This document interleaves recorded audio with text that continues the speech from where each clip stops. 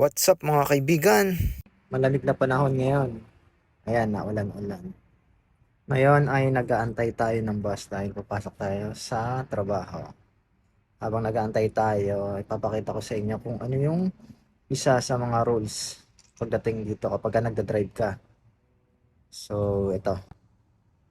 Nakikita nyo itong mga sakyan yan. Kakaliwa yan.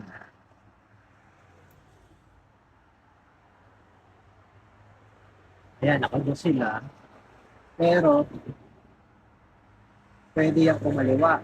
Kapag kasi, katulang mga sakyan. Tingnan nyo kung ano gagawin niya. Tapos sila, araw na go sa left. Yan, kakaliwa yung sasakyan. Hintayin lang nila maging safe. Or kapag ka nag-amber light yan, pwede sila maliwanag. Baka nyo.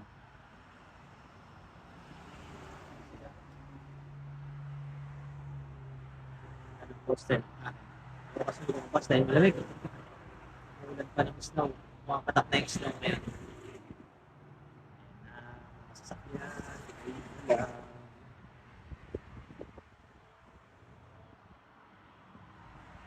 Pwede silang kumaliwa rito. Sa Pinas kasi, bawal yan. Ganyan, kailangan may araw na pwede kang kumaliwa.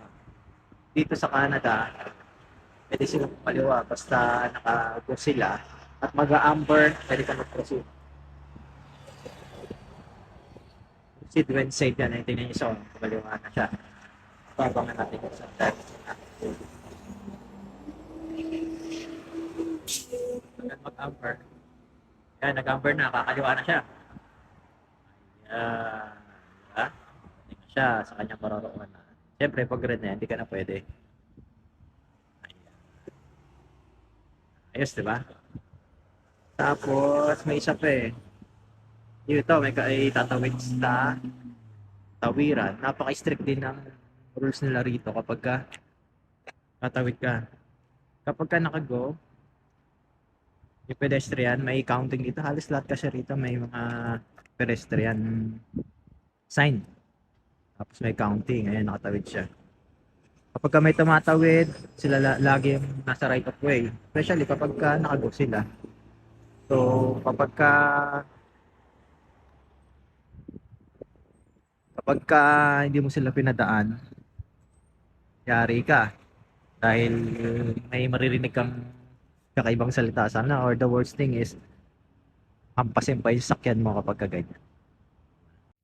So yun lang mga kaibigan. I hope may natutunan kayo. Paalam, ingat tayo palagi.